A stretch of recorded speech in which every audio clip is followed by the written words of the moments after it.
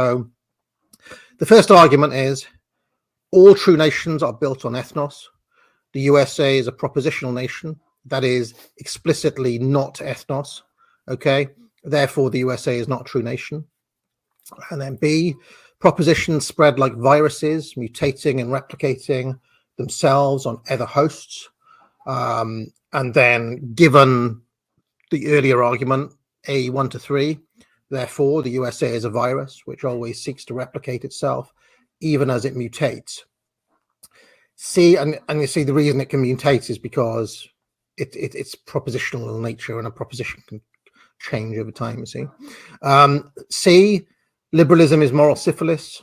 The USA sees it as its divine mission to spread liberalism around the world. Therefore, the USA is moral syphilis.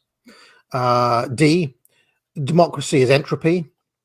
The USA sees it as its divine mission to spread democracy around the world. Therefore, the USA is entropy. E, ideology is downstream from power. The USA is now ruled by minorities and historical pariah groups. Therefore, the USA's official ideology is now, let's just call it X, minorities and historical pariah groups should have power, not white men. Now, because of B3, this kind of virus capacity where it's always trying to spread itself, it's always trying to replicate itself, because of that quality it has, ruled by the USA, otherwise known as the gay, now means that you get the liberalism, the moral syphilis, you get the democracy, the entropy, and you get, worst of all, E3, which is this rooting ideology whereby minorities and historical pariah groups should have power, not white men. And I think you see everywhere the gay has power, that ideology follows. Therefore, to defeat the liberalism, the democracy, and this pernicious ideology whereby minorities and historical pariah groups have power, not white men, really the only solution is to destroy the USA itself, as you would destroy a virus or a pathogen or some virulent parasite that's trying to kill you. And then just to go on, so that is the core argument, but there are several other little arguments here, which are first, unlike the USA, European nations are built on ethnos. Second, if the USA is successful in its spreading itself, this ethnos, the European ethnos, will be destroyed forever.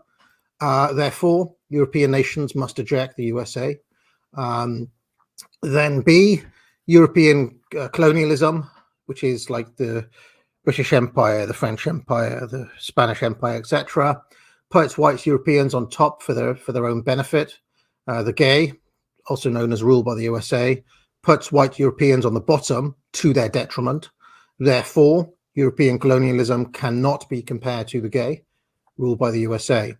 And finally, there is no European identity in the aggregate, since identity is rooted in ethnos, as embodied in nations. The attempt to aggregate European identity is American in form. That's why you get guys like Richard Spencer and so on, standing for the EU. Therefore, given A3, B3, European nations must reject an aggregated identity. So those are my kind of main arguments. I'll keep the core ones up there. Marcus, was there anything you wanted to add to that?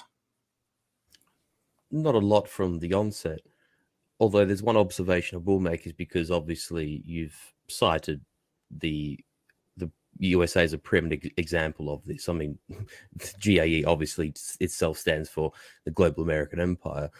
Just to sort of, I suppose, slightly add to that crux of thinking, is that we have obviously seen great empires rise and fall over the course of history. I mean, how far does one want to go back? You could say, to some degree, Egypt, to some degree, Achaemenid Persia. Rome is probably the most obvious example, and one which has been made by a lot of people, which is in some way comparable to America, or to the USA rather. However, your point stands that in none of those cases were the sort of overarching preeminent people that made or made up or were the origin stock of that culture ever have their institutions turned on them in quite the same way that we have seen in the West today.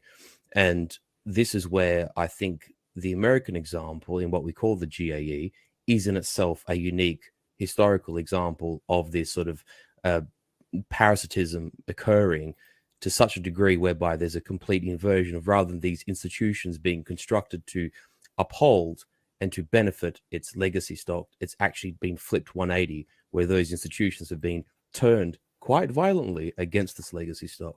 And I think that is a very difficult thing for the opposite case to really refute.